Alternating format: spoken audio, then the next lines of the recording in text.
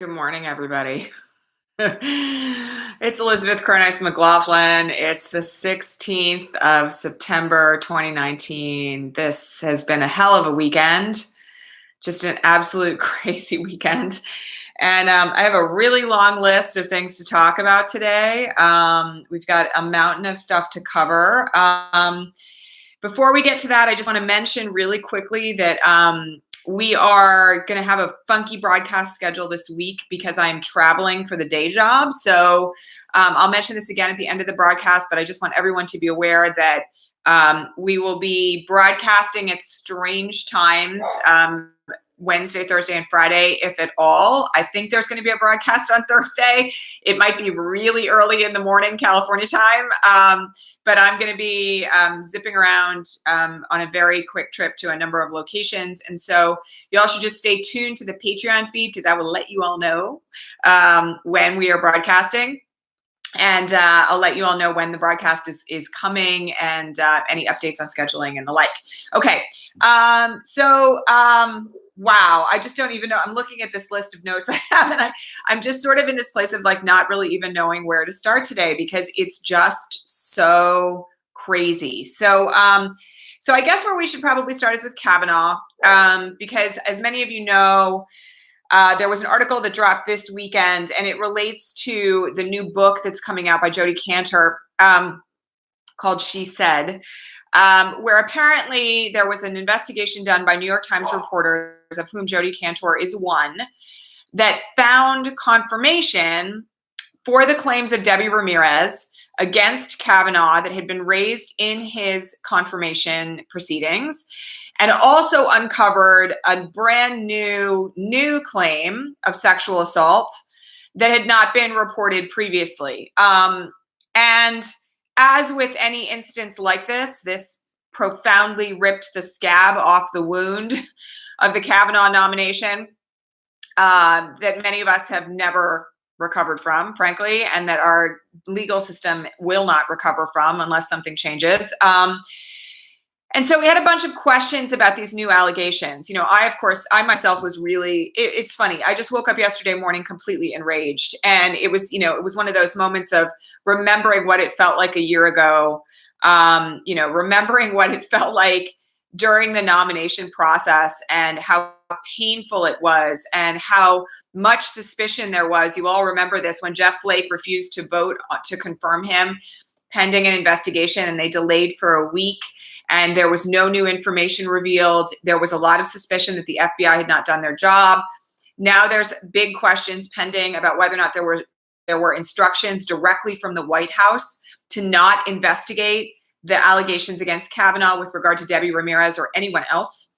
And from this standpoint, there's just so much that appears to have been swept under the rug here, that it's hard to account for it all. And, obviously, if there is evidence here that the president interfered in that investigation, I will remind you all that another impeachable offense would be obstruction of justice in a congressional or an FBI investigation into something like this, right? Into credible allegations of sexual assault by a Supreme Court nominee. So a bunch of you had questions about what the potential outcome of this could be. So let me just say this. Supreme Court justices can be impeached, just like anyone else who is an appointee, okay?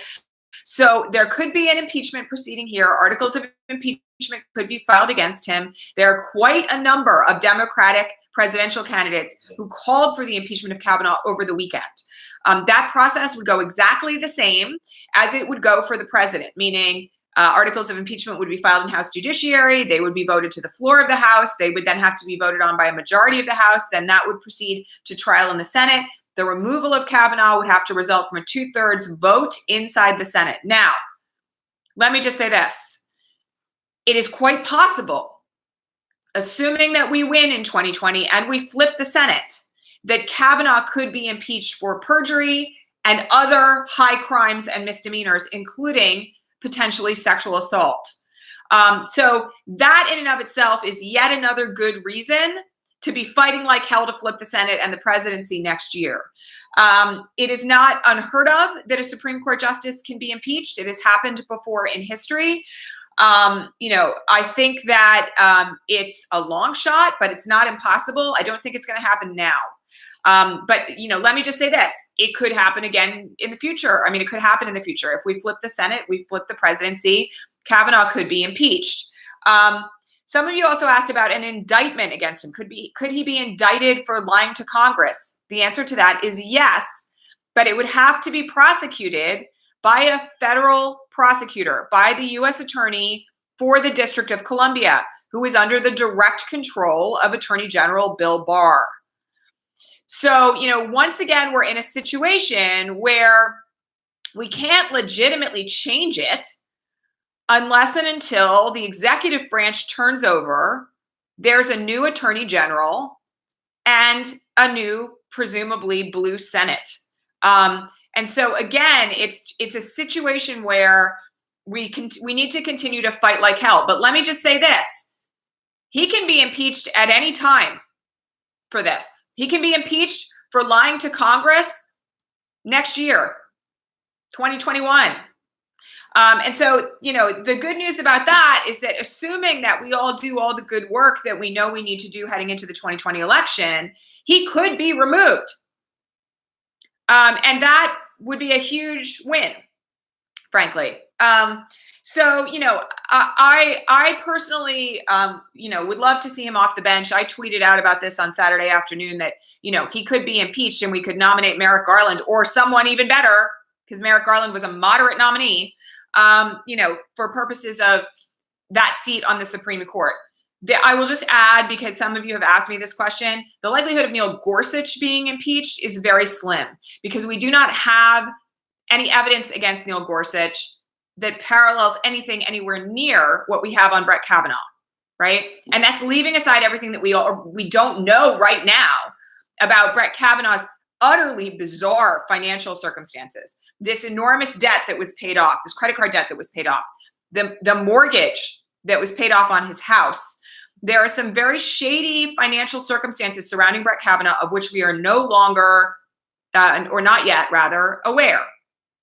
So there are multiple reasons hanging out there, some that we know about and that have, actual admissible evidence of his perjury and his assault. And then there are some where we have unanswered questions, but that could also legitimately form the basis of an impeachment of him as a Supreme Court justice. So, again, I'm just going to repeat it. It's yet another reason why 2020 is like the be all end all, right?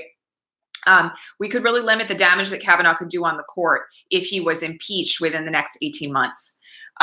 Okay, so that brings me to a related topic, which is George Conway.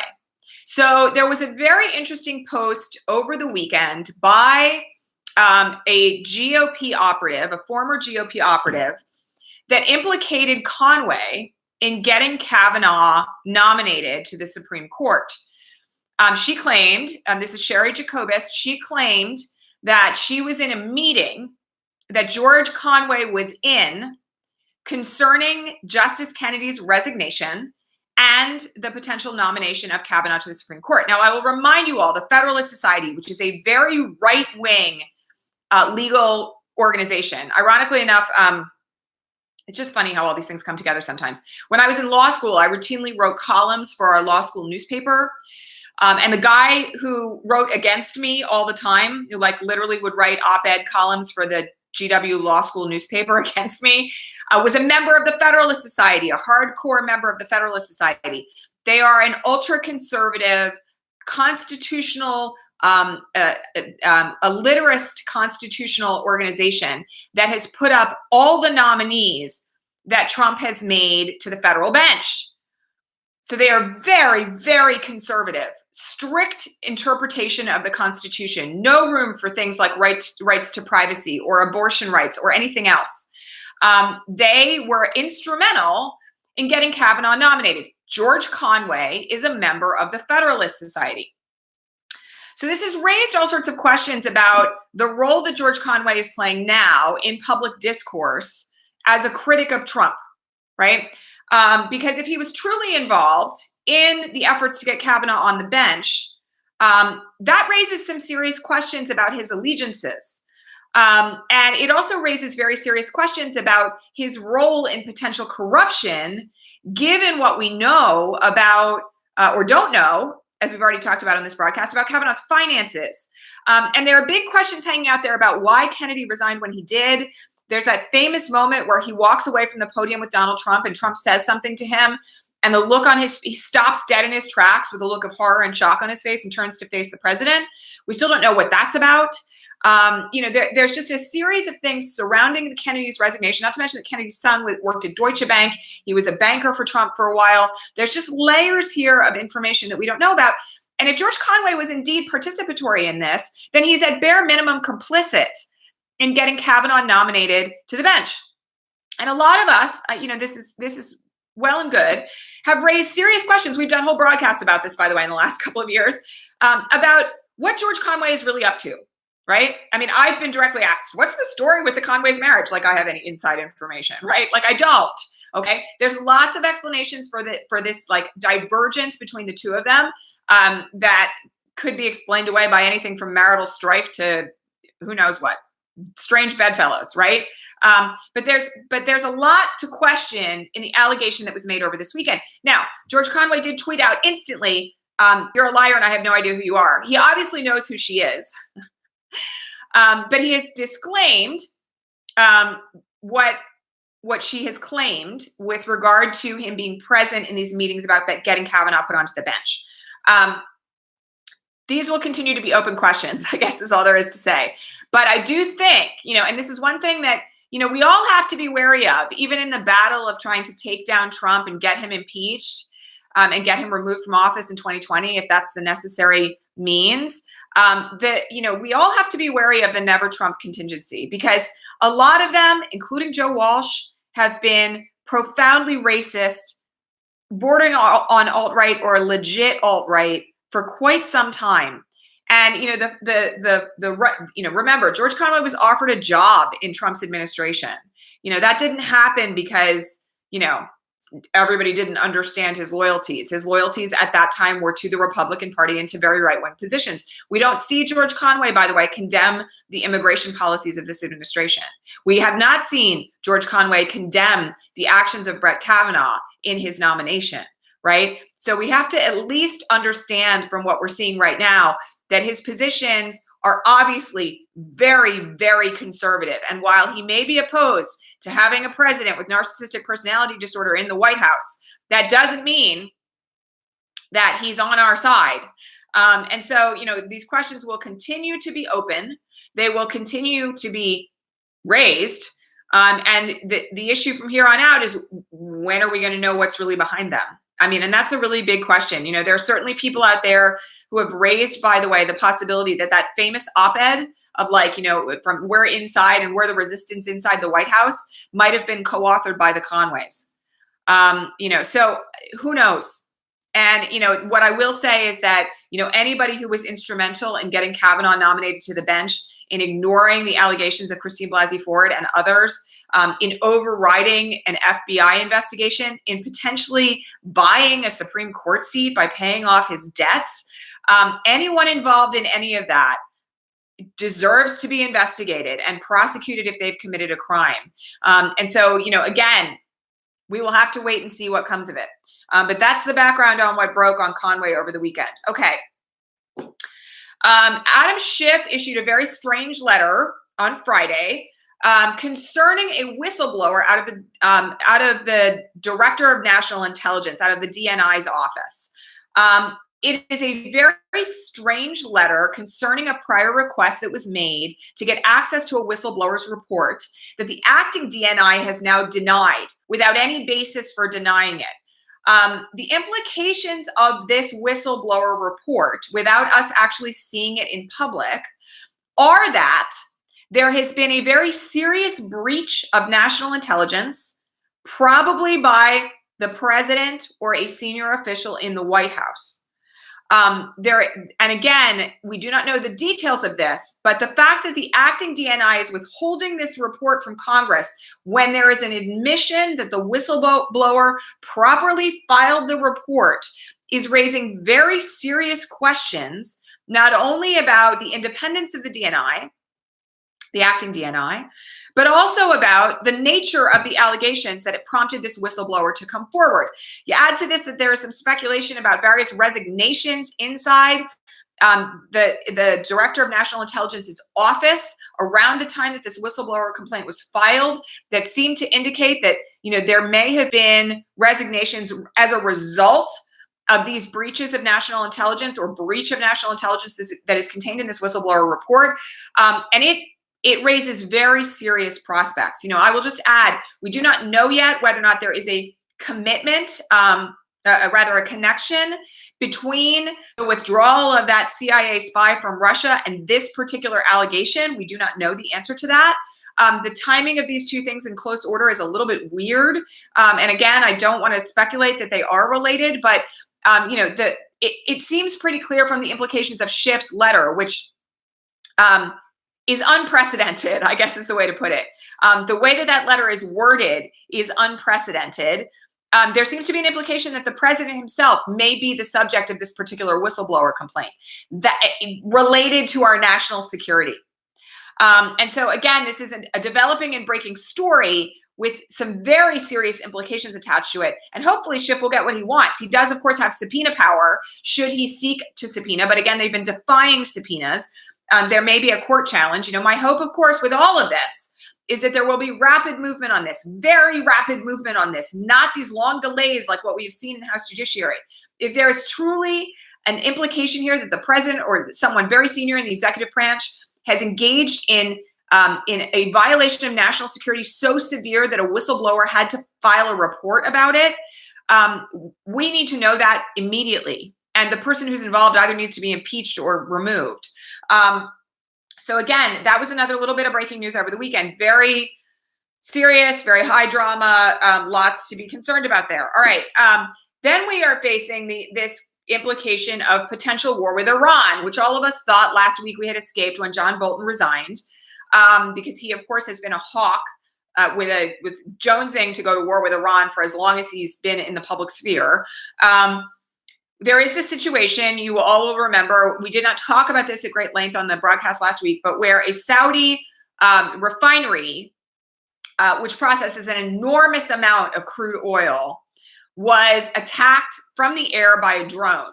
And there has been an ongoing debate in the public discourse about who might potentially be responsible for this if it even took place. And there was a fire at this particular location, apparently as a result of this attack. The president is out there saying that it's Iran that did it. And again, I question literally everything that the president has to say. The other thing that's a little bit disturbing about this is why the US government would potentially be taking instructions from the Saudis about military intervention related to this thing. It sounds very wag the dog-esque from a lot of accounts. Then you add the fact that the Saudis announced late last week that they were cutting oil production by half as a result of this. And then you have the president yesterday evening tweeting out like plenty of oil. There's also some weird things that happened at the White House yesterday. The vice president, the secretary of state, the DNI showed up for a meeting at the White House at 4 p.m. yesterday that lasted about an hour and a half.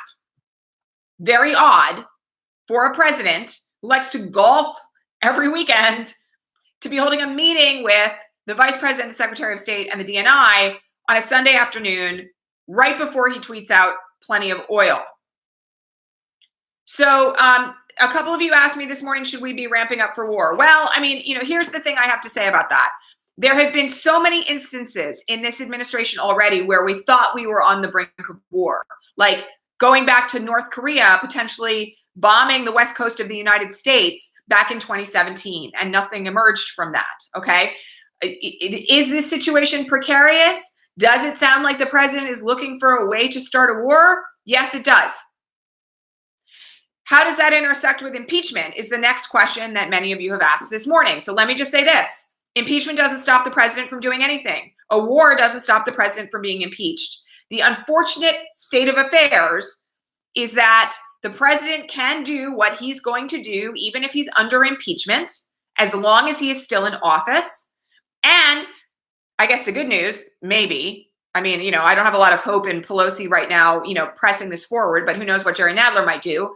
He can be impeached while there's a war. If there's a formal declaration of war and we go to war, of course he can be impeached. I don't think at this moment in time that those two things, frankly, are related. I think he wants to start a war to distract from the ongoing investigations into what he's doing. I think he wants to start a war because he's got he's indebted to people all over the world in very bad financial ways, and his strings are being pulled. But there's nothing that's going to stop this Congress from impeaching him related to a war. And, for those of you who have raised this prospect as well, no, I don't think the idea of a war with Iran is going to make the president resign. In fact, I kind of think he likes the idea of a Trump-branded war. He likes the idea of a Trump-branded anything. So why would he not like this? But yes, it's terrifying that we have someone who is, mentally decompensating in real time with a very distinct sociopathic, malignant, narcissistic personality disorder in charge of our government, who appears to be ramping up to do the Saudis' bidding to bomb Iran. It's bad. Like, I'm not going to sit here and tell you it's not. It's bad. It's really bad. Now, do I want to ramp you all up with anxiety around that? No, because, for all we know, nothing's going to come of it. We've been here before, right? Do I think that we all have to be rational about the way in which it looks and what he's working toward? Yes, I do. And, let me just say one other thing here. For those of you who are raising this prospect of like a formal declaration of war, okay? And the fact that Congress has to declare war formally, that's true. This president, any president, has the ability to authorize military strikes without a formal declaration of war. So, we can enter a war de facto without there being a formal declaration from Congress. And prior presidents have done it repeatedly, including on both sides of the fence. So we're really not in a position right now to have any faith in, the law to stop this president from doing what he seeks to do here, nor are we really in a position to do anything other than impeach him to make it end. So I want everybody to be aware of what's happening, rational about what's happening, and also not allow yourself to necessarily get like wound up about it, because again, nothing may come from it. We have to deal with the reality on the ground, like be present to what's actually happening now, understand the scope of what's behind it politically, and at the same time, not assume that we're going to war. It just doesn't look very good right now. That's the really rational way of looking at it. It doesn't look very good. The dynamics behind it don't look very good. The politics behind it don't look very good. The political strategizing behind it doesn't look very good. And it still may not happen because he's relentlessly unpredictable and only really interested in himself. So, if it looks like a war is going to make him look bad, then he might not go to war. In any event, this is looking like it's going to be a hell of a week, to say the least. I very much want to encourage you all to kind of like stay grounded. The news is coming fast and furious every 5 minutes. He tweeted 14 times before noon Eastern today about really crazy stuff like Obama's Netflix deal. And so I think we need to sit in a place of understanding that this is going to be one of those weeks where we really got to do what we need to do to hold on for the ride. Because it's not going to be pretty. And there's a lot of reasons for that right now, including what's happening with Kavanaugh. So, sit tight, pay attention, be aware and awake, but do everything that you need to do to not allow yourself to go off the deep end, so to speak, with fear and anxiety about all of this. Okay. Like, let's stay grounded in the now. And by the way, one of the best ways to do that, you all know this, is to continue organizing and working toward 2020. I'll just add that there was a meeting this past week of one of our RISE alumni groups in Colorado. People are organizing on the local level very clearly right now for 2020. There are a lot of local groups springing up, not just necessarily indivisible based. And I really want to encourage you all to find comfort and security in that local community aspect of things. I've been talking to a lot of local organizers again over this weekend. I'm going to be talking to a lot more of them this week some of them face-to-face. And there's a real need right now for that local grassroots organizing mechanism on the ground, not just for the sake of 2020, but also for the sake of all of our sanity. I mean, I spent some time yesterday talking to someone who's doing all sorts of active work against the administration in various ways within the scope of her profession. And I came home feeling a lot better. So, please, again, remember that you have ways to get support here. Action is a one way to keep yourself grounded in what's going on and to not feel like it's all spinning wildly out of control. Taking action actually will help to keep you grounded. So organize, get ready for 2020, find a local group, show up, figure out where you're going to dedicate your energy for the next little while and get started. Okay. Because I mean, this is a week where we really all we desperately need it. We need local support. We need face-to-face support. We need time with friends and family. We need to step away from the news and step away from the computer. It's going to be a crazy, crazy week. I mean, it feels to me like, this is going to be one for the record books, not unlike, by the way, the week of the Kavanaugh nomination. So that's my recommendation to you. Reminder to all of you that Wednesday, Thursday, and Friday, the broadcast is going to be a little wonky. We may not have a broadcast on Wednesday at all. We'll see. If we do, it'll probably be very late in the day. And Friday, there will not be a broadcast at all. I can tell you that right now because I'm going to be on a plane. Wednesday, there may be a broadcast. Thursday, there will probably be a broadcast again at a wonky time. Friday, there will not be a broadcast at all because of all this day job work I'm doing in business travel. Please stay tuned to the Patreon feed. Much love to all of you. We will be posting updates there about times, etc. Of course, you can always get the recorded broadcast there. And we're going to have some ongoing updates about future developments on Patreon and the like through the end of this week. Megan, who is, as you all know, one of our right-hand people here, has been on vacation for the last 2 weeks on her honeymoon. So she's coming back this week. And, again, lots more developments up and coming. Please stay tuned. Much gratitude to all of you. We so appreciate your support and your kind messages. And I will talk to all of you regular time tomorrow. Okay. Hang in there, people. All right. Bye.